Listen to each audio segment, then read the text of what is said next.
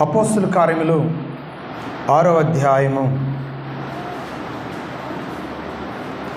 మనము 6వ వచనం నుండి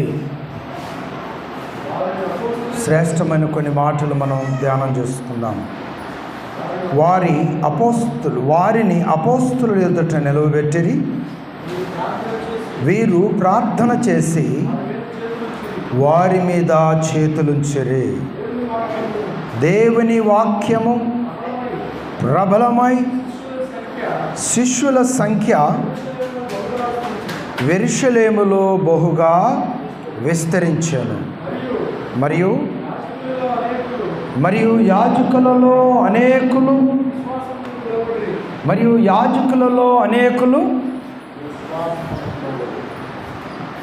విశ్వాసమునకు లోబడిరి. ప్రియులరా, ఇక్కడ మనం దేవుని వాక్యాన్ని గమనించినట్లయితే ఈ యాజకులు ఎవరు? పాత నిబంధన ప్రకారము, మోసే ధర్మశాస్త్ర ప్రకారం సమాజ మందిరాలలో యెహోవా దేవుని యొక్క సిద్ధాంతాలను బోధించువారు. ప్రభువైన యేసుక్రీస్తు వారి యొక్క శ్రేష్టమైన సువర్తమానములను ఆలకించుట ద్వారా, అంగీకరించుట ద్వారా శిష్యుల సంఖ్య బహుబలముగా విస్తరించుటే కాకుండా యాజకులైనటువంటి వారు కూడా మరి విశ్వాసమునకు లోబడిన విధానాలను ఇక్కడ మనం గమనిస్తున్నాము. ప్రియులారా, దేవుని బిడ్డలైనటువంటి వారు గొప్పగా విస్తరించిన సందర్భం ఇక్కడ మనం గమనిస్తున్నాం. ప్రభువు చేసిన త్యాగమునకు ప్రతిఫలాలు అద్భుతంగా విస్తరిస్తున్న సందర్భం కూడా మనం ఇక్కడ గమనిస్తూ ఉన్నాం. అలాగే వారందరిలో కూడా ఈ అధ్యాయంలో చాలా గొప్పగా దేవుని ఆత్మతో నింపబడి దేవుని సన్నిధిని నడిపించినటువంటి ఒక సంఘ పెద్దగారిని ఈ సమయంలో మనం జ్ఞాపకం చేసుకున్నట్లయితే 8వ వచనంలో ఆయన గారి గురించి ఇలాగూ రాయబడి ఉన్నది. స్తెఫెను కృపతోనూ బలముతోనూ నిండినవాడై ప్రజల మధ్య మత్కార్యములను గొప్ప సూచక క్రియలను చేయుచుండెను. ప్రియులారా, స్తెఫెను కృపతోనూ బలముతోనూ నిండినవాడై, కృపతోనూ బలముతోనూ నిండినవాడై. స్తెఫెను ఒక సంఘ పెద్ద. ఈరోజు మనం దేవుని పనిలో సహాయం చేయుటకును, దేవుని ఆరాధించే అనుభవాలలో ఇతరులను నడిపించుటకును ఆసక్తి మనకుంటే దేవుడు తప్పకుండా ఆశను నెరవేర్చగలిగిన శక్తిమంతుడు మన ప్రభు అయిన యేసుక్రీస్తు వారు. మరి దేవుని గూర్చిన అత్యున్నతమైనటువంటి ఆ కృపను పొందిన వారంతా కూడా దేవుని దయలో వృద్ధి చెందినట్లుగా మనం గమనిస్తూ ఉన్నాం. ఎంతమంది అపోస్తలులు వారి మీద చేతులుంచారండి? ఒకసారి మనము 6వ అధ్యాయము 4వ వచనం నుండి చదువుకున్నట్లయితే మనకు అర్థమవుతుంది. అయితే మేము ప్రార్థన యందును వాక్య పరిచర్య యందును ఎడతెగక యుందుమని చెప్పిరి. ఈ మాట జనసమూహం అంతటికి ఇష్టమైనందున వారు విశ్వాసముతోనూ పరిశుద్ధాత్మతోనూ నిండుకుని వాడైన స్తెఫెను, ఫిలిప్పు, ప్రొకోరు, నికానోరు, తిమోను, ఫర్మనాసు, యూదుల మత ప్రవిష్టుడును అంతియోకయ వాడును అగు నికోలాసును అని వారిని ఏర్పరచుకొని. చూడండి ప్రియులారా, ఇక్కడ వీరందరినీ కూడా అపోస్తలులు ఏర్పరచుకున్నారు. ఎందుకంటే మేము దేవుని సువార్తను ఆయా ప్రాంతాలలోనికి తీసుకెళ్తున్నాం కనుక, శిష్యులు విస్తరిస్తూ వచ్చారు కనుక కొందరిని మేము పెద్దలుగా నియమిస్తున్నాము అని చెప్పి అపోస్తలులు కొంతమంది పెద్దలను నియమించి ఉన్నారు.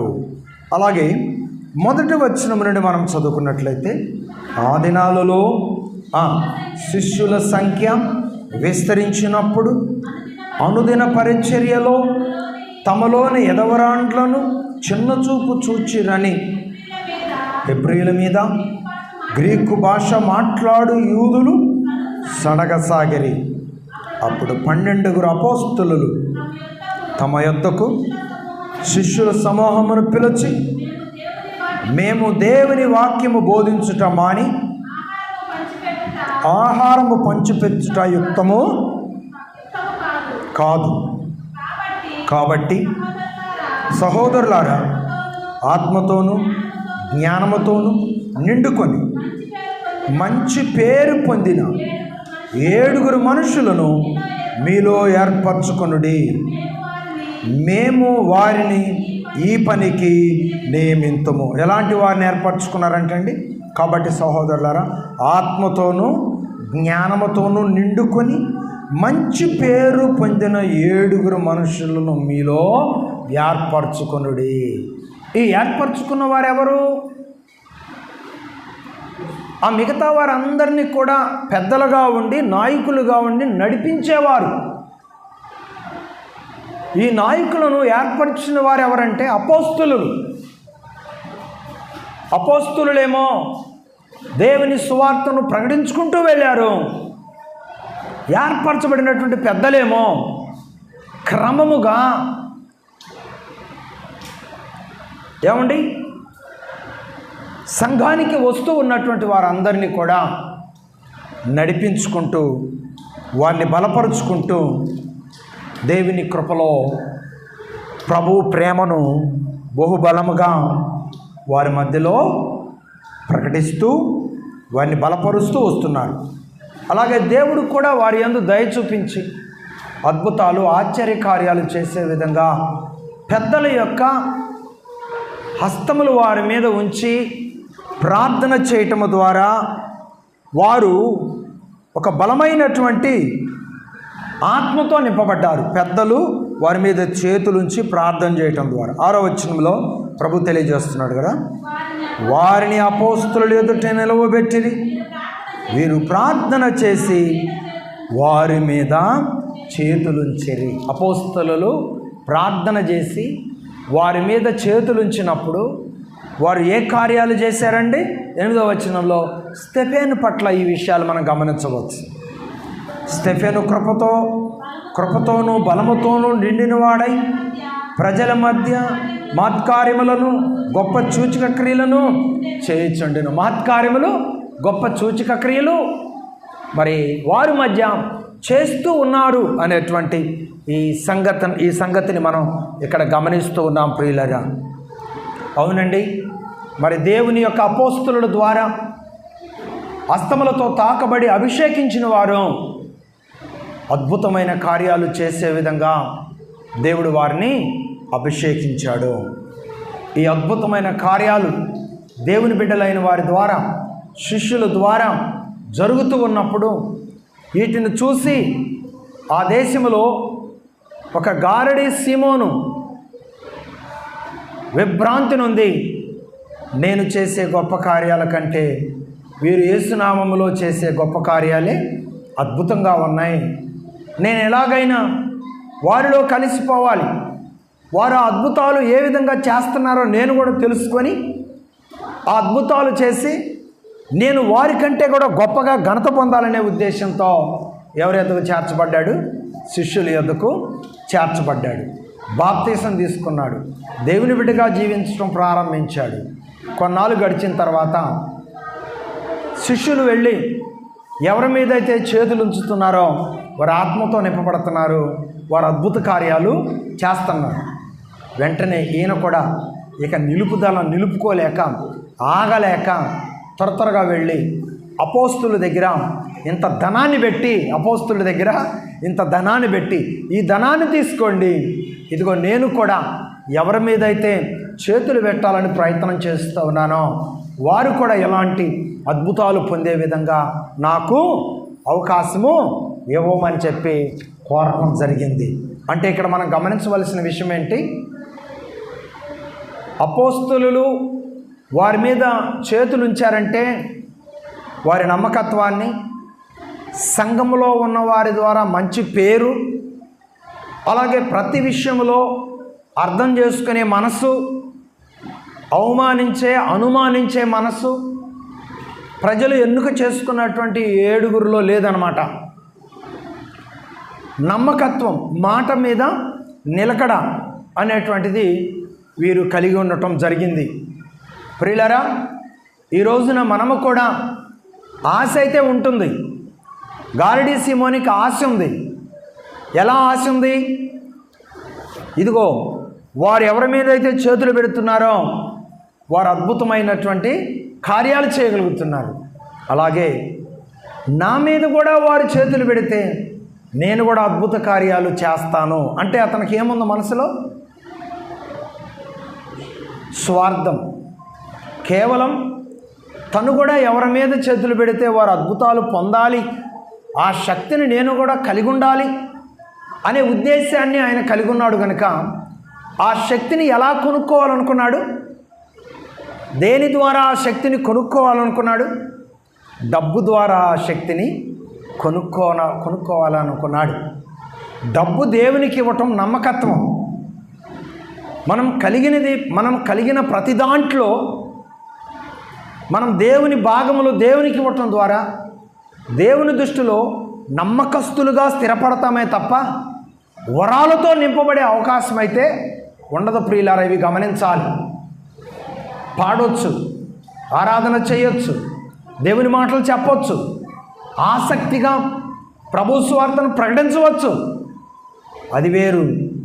అభిషేకము వేరు, నడిపింపు వేరు, సమర్పణ వేరు. దేవుని కొరకు ఆశించి ఆయన పనిచేయాలనే తపనతో మనం కొనసాగుతూ ఉంటే అభిషేకం మనకు తెలియకుండానే మన యొద్దకు వస్తుంది. దేవునికి స్తోత్రం. ఆశ మనలో ఉండి భయభక్తులతో కొనసాగుతూ ఉన్నప్పుడు ఎవరిని ఎప్పుడు ఎలా ఏర్పాటు చేసుకోవాలో తెలిసిన దేవుడు, నియమించే దేవుడు తగిన సమయం వచ్చినప్పుడు ఆ అభిషేకమును మన ఆసక్తిని బట్టి, మన సమర్పణను బట్టి, దేవుని చిత్త ప్రకారం మనం నడిచే విధానాన్ని బట్టి ఆ అభిషేకాన్ని దేవుడు మన యొద్దకు నడిపిస్తాడు. చూడండి, సౌలు, పాత నిబంధనలో ఉన్న సౌలు రాజుగా ఉండాలని, దేవుని ఆత్మతో నింపబడాలని అతను అనుకున్నాడా? అనుకోలేదు. అతని నమ్మకత్వం, దేవుని పట్ల అతను కలిగి ఉన్న విశ్వాసం, ప్రతి విషయంలో అతను కలిగి ఉన్న సమర్పణ ఒకసారి గార్దిబాములు పోగొట్టుకున్నారు. గార్దిబాములు పోగొట్టుకుంటే ఈ ప్రాంతంలో దైవజనుడు ఉన్నాడంట. ఆయన యుద్ధకు వెళ్ళి మనం ప్రార్థన చేయించుకుందాం అనే ఆలోచన కలిగింది. ఇద్దరు కలిసి వెళ్తున్నారు.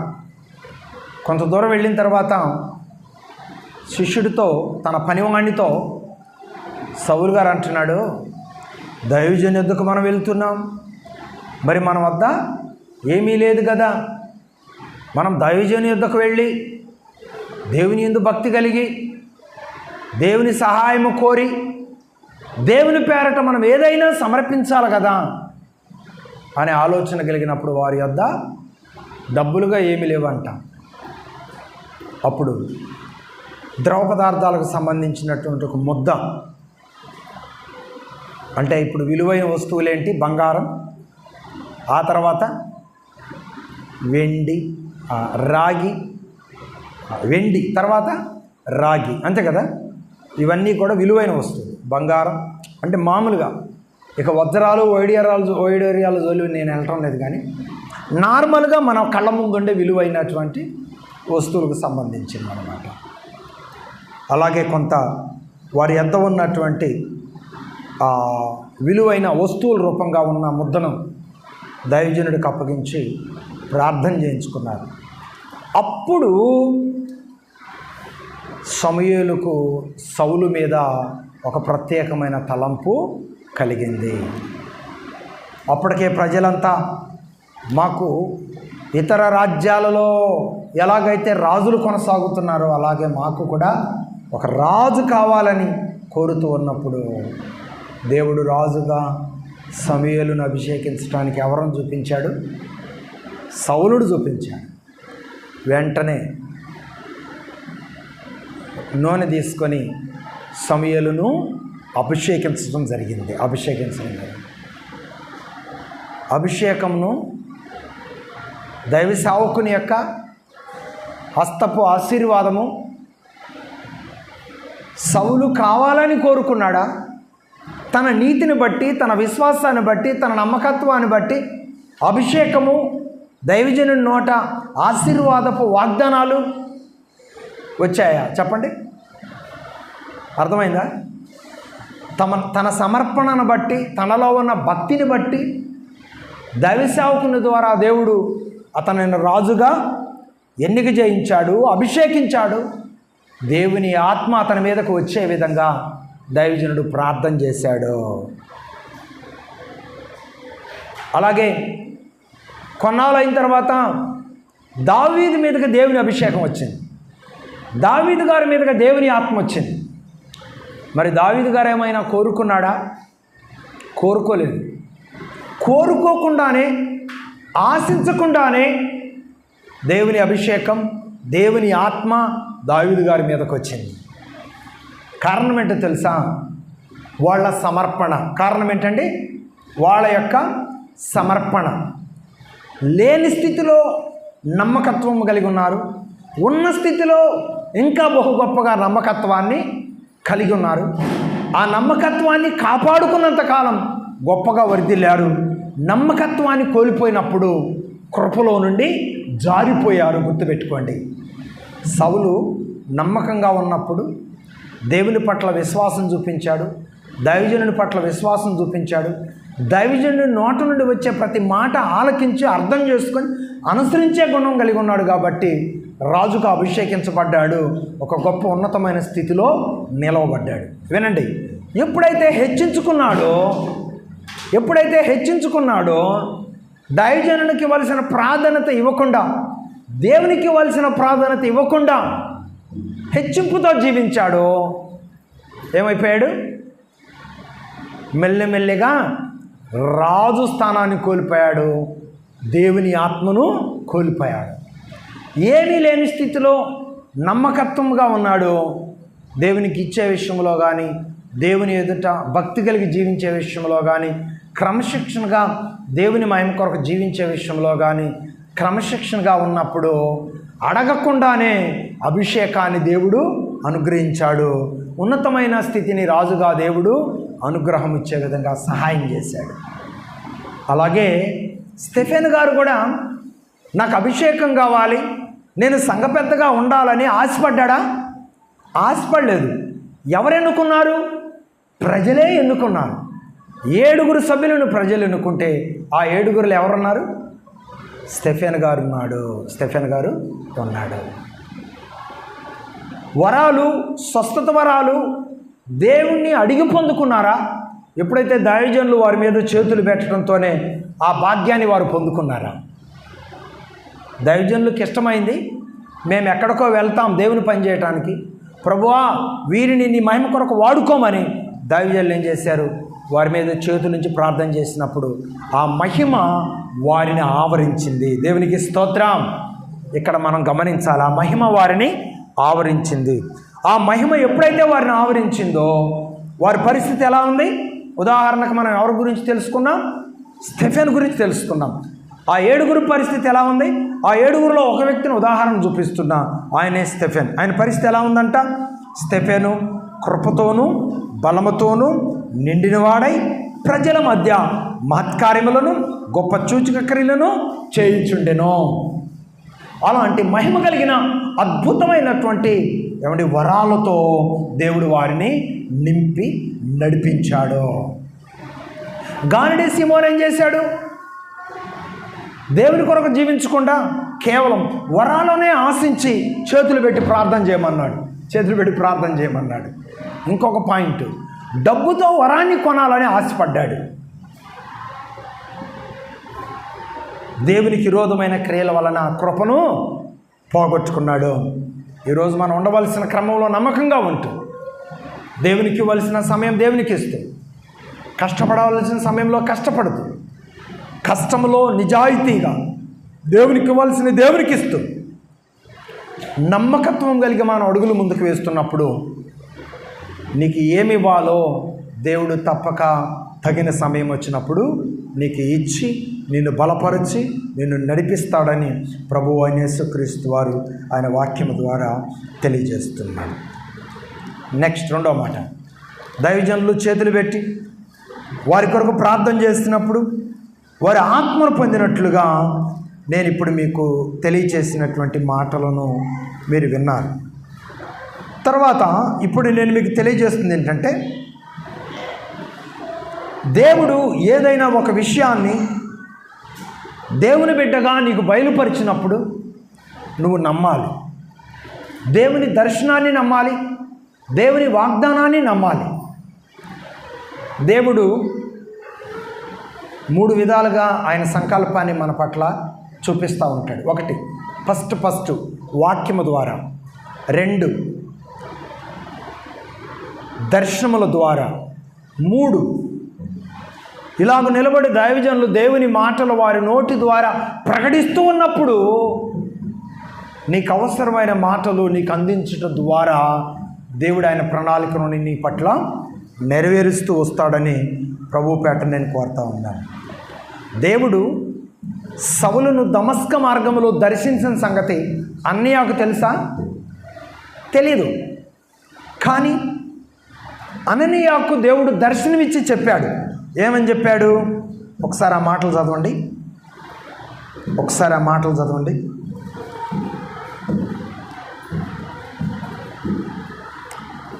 10వ వచనం, 9వ అధ్యాయం 10వ వచనం. అతడు దమస్కలో అననీయా అను ఒక మనుషుడుండెను. ప్రభువు దర్శనమందు అననీయా అని అతనిని పిలువగా. వినండి, ప్రభు దర్శనమందు దేవుడు ఎవరిని పిలిచాడు? అననీయాను పిలిచాడు. ప్రభువు ఎలా మనలను దర్శిస్తాడు? దర్శనాల ద్వారా కూడా ప్రభు మనలను దర్శిస్తాడు. దేవుని వాక్యము ద్వారా కూడా ప్రభు మనలను దర్శిస్తాడు. దైవజనులు దేవుని మాటలు ప్రకటిస్తూ ఉన్నప్పుడు ఆయన మాటల ద్వారా కూడా, దైవజనులు అందిస్తున్న మాటల ద్వారా కూడా దేవుడు మనలను దర్శిస్తాడు. ఈ విషయాలు మీరు జ్ఞాపకం పెట్టుకోవాలని ప్రభుపేట నేను మీకు తెలియజేస్తున్నాను. మరి సౌలు గురించి అననీయాకు దేవుడు ఎలా చెప్పాడు? ఏ రూపంగా చెప్పాడు? దర్శనము ద్వారా చెప్పాడు. అలాగే అద్భుత కార్యములు సౌలు ద్వారా దేవుడు జరిగించే విధంగా అననీయ ప్రార్థన చేసి పంపించాడు. పౌలుగా మారాడు. పౌలు దేవుని కొరకు ఎన్ని కార్యాలు చేశాడండి? అద్భుతమైన కార్యాలు చేశాడు. మోగవారికి మాటలు వచ్చే విధంగా ప్రార్థన చేశాడు. చెవిటివానికి వినపడే విధంగా ప్రార్థన చేశాడు. ఇంకా అద్భుతం చెప్పనా? హైతెక్కు అనేటువంటి వ్యక్తి మేడ గదిలో నుండి కింద పడ్డప్పుడు అతను చనిపోయాడు. పౌలు గారు కిందకొచ్చి అతని కొరకు ప్రార్థన చేయగా చనిపోయినటువంటి హైతెక్కు అద్భుతంగా బ్రతికాడు.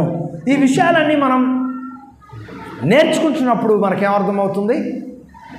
దేవుని సంకల్పంలో మనం ఉన్నప్పుడు దొంగనైన దేవుడు తన సాక్షిగా మార్చగలడు, వ్యభిచారినైన దేవుడు తనకు సాక్షిగా మార్చగలడు.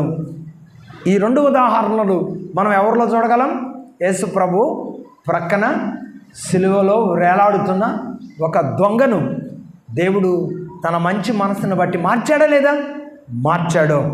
అలాగే ఒక వ్యభిచారి, ఓ స్త్రీ, సమరయ స్త్రీ మిట్ట మధ్యాహ్నం బావి దగ్గర వచ్చి కూర్చున్నప్పుడు ప్రభు ఆమెతో మాట్లాడగా ఆమె హృదయం తెరవబడి ఆమె మార్పు చెంది ఆ ప్రక్క తన గ్రామంలోనికి వెళ్ళి ఆ గ్రామంలో ఉన్న ప్రజలందరినీ తీసుకొచ్చి యేసయ్య మాటలు వినిపించే విధంగా ఆమె ఎంతగానో ఏమండి మరి సమర్పణ కలిగి అడుగులు ముందుకు వేసిందా లేదా?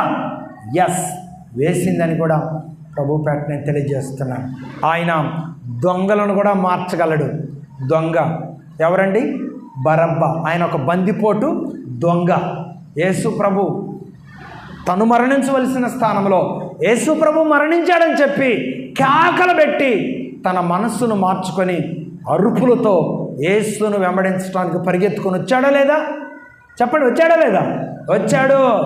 ప్రియులారా, దొంగలను మార్చిన దేవుడు, వ్యభిచారులను మార్చిన దేవుడు, ఈ లోకములో ఉన్నటువంటి ఏమండి మరి ఎంత ఘోరమైన పాపినైనా మార్చిన దేవుడు మన ప్రభు అయిన యేసుక్రీస్తు. జక్కయ్య ఎవరండి? అన్యాయంగా సొమ్ము వసూలు చేసి దౌర్జన్యం చేసేవాడు. ప్రభువు పిలుపుకు లోబడ్డాడు. దేవుడు ఆయన్ని తన మహిమ కొరకు మార్చుకున్నాడు. ఈ విధంగా మనం దేవుని మాటలు జ్ఞాపకం చేసుకున్నట్లయితే ఆయన యొద్ద ఏదో ఆశించకుండా ఆయన మాటల ప్రకారం, ఆయన ఆజ్ఞ ప్రకారం లోబడి జీవించాలని ప్రయత్నం చేసేవారి విశ్వాసాన్ని బట్టి వరాలు పంచుకుంటూ వచ్చే దేవుడు మన ప్రభు అయిన యేసుక్రీస్తు. దేవునికి స్తోత్రం. ఈ రోజున నీకు ఏ వరం కావాలి? వరాన్ని నువ్వు పేరు పెట్టి అడగనవసరం లేదు. విశ్వాసంతో దేవుని చిత్తానుసారంగా నువ్వు నడవటం ప్రారంభిస్తే ఖచ్చితంగా తగిన సమయం వచ్చినప్పుడు దేవుడు నిన్ను ఎలా తన మహిమ కొరకు నిలబెట్టుకోవాలో అలా నిలబెట్టుకొని నడిపించగలిగిన దేవుడు మన ప్రభు అయిన యేసుక్రీస్తు. కనుక ప్రియులారా, మీరు నమ్మిన దేవుని కొరకు నమ్మకస్తులుగా నిలబడండి. నమ్మకమైన విశ్వాసాన్ని కలిగి ఉండండి. నమ్మకమైన సాక్షి జీవితాన్ని కలిగి ఉండండి. పరిస్థితులు ఎలా ఉన్నా నమ్మకత్వంలో స్థిరపడి ఉండండి.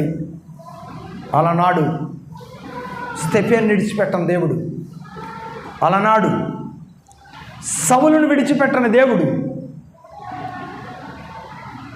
నిన్ను నన్ను విడిచిపెట్టకుండా ఉన్న స్థితిలో నుండి ఇంకొంచెం సంపన్న స్థితిలోనికి నడిపించగలిగిన దేవుడు మన ప్రభు అయిన యేసుక్రీస్తు వారు.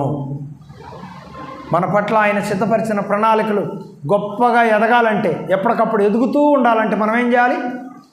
అనుదినము మన నమ్మకత్వాన్ని కాపాడుకుంటూ దేవుని కొరకు నమ్మకత్వం కలిగిన జీవితాన్ని జీవించటం మనం ఎప్పుడైతే నేర్చుకొని ఆ మార్గంలో నడుస్తూ ఉంటామో దేవుని సంకల్పం, దేవుని కృప ఎల్లప్పుడూ మనతో ఉండి నడిపిస్తుందని ప్రభుపేట నేను తెలియజేస్తూ ఉన్నాను. కనుక ప్రియులారా, మార్పు చెందినటువంటి సౌలు ఏం చేశాడు? 22వ వచనం, 9వ అధ్యాయం 22వ వచనం. అయితే పౌలు మరి ఎక్కువగా బలపడి ఈయనే క్రీస్తు అని రుజువుపరచుచు దమస్కులో కాపురమున్న యూదులను కలవరపరిచెను. అది ఒకప్పుడు యూద సిద్ధాంతం కొరకు ఎందరినో చంపివేశాడు పౌలు. ప్రభు దర్శనం తర్వాత ప్రభుని యేసుక్రీస్తు వారిని వాళ్ళ హృదయాలలోనికి చేర్చడం కొరకు యూదులనే కలవరింతలకు గురి చేసినటువంటి దైవజనుడు అపోస్తలుడైన పౌలు గారు. కాబట్టి మన మార్పు ఎలాగున ఇతరులకు మాదిరిని కలిగిస్తూ ఉందో ఒక్కసారి జాగ్రత్తగా గమనం చేసుకొని దేవుని అడుగు జాడల్లో ముందుకు నడిచే బిడ్డలుగా ఉండాలని ప్రభు పేరిట నేను తెలియచేస్తున్నా. స్టెఫెను మార్పు, స్టెఫెను పెద్దరికం అద్భుతాలు చేయటమే కాకుండా దేవుని కొరకు రాళ్లతో కొట్టబడి చనిపోయే హతసాక్షిగా మారటానికి కూడా సిద్ధపడ్డాడు. సౌలు పౌలుగా మారిన తర్వాత దేవుని మహిమ కొరకు అద్భుతాలు చేస్తూ ఆయన పనిని ముందుకు కొనసాగిస్తూ ఖైదీగా అప్పగించబడి చివరకు చరిత్రాదన చేయించుకునే విధంగా దేవుని మహిమ కొరకు నిలబడ్డాడు. ఈరోజు మనం మరణించవలసిన పనిలే, హత్యలు చేయించుకోవాల్సిన పనిలే. మనం ఉన్న స్థితిలో దేవుని కొరకు నమ్మకంగా జీవిస్తూ దేవుడిచ్చిన బిడ్డలను జాగ్రత్తగా దేవునిలో పెంచుతూ సమాజానికి ఒక మంచి విలువైన దేవుని బిడ్డలుగా మనం గుర్తింపులో ఉంటూ మన పనులు మనం చేసుకుంటూ సాగిపోతే అంతకంటే గొప్ప జీవితం ఈ లోకములో మరి ఇంకొకటి లేదని కూడా ప్రభువైన యేసుక్రీస్తు వారు ఆయన మాటల ద్వారా స్పష్టంగా మనతో మాట్లాడుతూ వచ్చాడు. దేవుడిచ్చిన ఈ వాక్యాన్ని బట్టి మనం ఎలాగున సమర్పణతో ఉన్నాం. మన సమర్పణ దేవుని దృష్టిలో మనం ఎలా ఎదగాలో నేర్పుతుంది. మన సమర్పణ లేని జీవితం ఎక్కడేసిన గొంగెడే అక్కడలాగానే ఉంచుతుంది. సమర్పణ కలిగిన జీవితం ఏం చేస్తుంది? దేవుని కొరకు నేనేం చేయాలి, దేవుని కొరకు నేనేమి ఇవ్వాలి, దేవుని కొరకు నేను ఎలా పరిగెత్తాలి, దేవుని కొరకు నేను ఎలా స్వరమెత్తాలి, దేవుని కొరకు నేను ఎలా పాడాలి, దేవుని కొరకు నేను ఎలా ఆరాధించాలి, దేవుని కొరకు నేను ఏ విధంగా ఆయన మాటలను ఇతరులకు చెప్పే విధంగా నన్ను నేను సిద్ధపరచుకోవాలనే తపన, తాపత్రయము, ఆసక్తి మనకు కలిగిస్తుంది. ఆ ఆసక్తి దేవుని వరాలతో మనలను నింపి, దేవుని దర్శన భాగ్యములతో మనల్ని నింపి పరిగెత్తే విధంగా చేస్తుంది. నమ్మకంగా ఉన్నవారికంట మేలులు ఎక్కువగా ఉంటాయంట. నమ్మకం లేకపోతే ఉన్న మేలులు కూడా కోల్పోవడం జరుగుతుందంట. కనుక ప్రియులారా, ప్రతి విషయంలో నీ నమ్మకత్వాన్ని బట్టి నువ్వు పంటకు వస్తావు. దేవుని స్తోత్రం. నీ నమ్మకత్వాన్ని బట్టి నీవు ఆశీర్వాదం అనేటువంటి పంటను కోస్తావు. ఈ అనుభవాలలో దేవుని కొరకు మీరు కలిగిన విశ్వాసంలో స్థిరంగా ఉంటూ కుటుంబాలుగా దేవుని మహిమ కొరకు నమ్మకంగా జీవిస్తూ దేవుడు సిద్ధపరిచిన ఆశీర్వాదములకు, దేవుడు సిద్ధపరిచిన నడిపింపుకు లోబడి దేవుని సాక్షిగా లోకములో బ్రతకటానికి, పరలోకాన్ని సంపాదించుకోవటానికి దేవుని కృప ఎల్లప్పుడూ మీకు తోడేయండి, నడిపించును గాక. ఆమేన్, ఆమేన్. ప్రార్థన చేసుకుందాం. ప్రేమ కలిగిన తండ్రి, నీకు వందనాలు. ఇప్పటి వరకు నీ బిడ్డలు చక్కని నీ మాటలు విన్నారు. వ్యర్థం కాకుండా వాళ్ళ హృదయాలలో భద్రపరిచి అన్ని విషయాలలో నమ్మకస్తులుగా ఈ లోకంలో జీవించే భాగ్యం మా ప్రియులందరికీ దయచేసి నీ నామానికి మేము తెచ్చుకోమని, జరగవలసిన కార్యక్రమంలో నీ కృపను గురించి నడిపించమని యేసయ్య నామంలో ప్రార్థించి అడిగి వేడుకుంటున్నాను పరమ తండ్రి. ఆమేన్, ఆమేన్.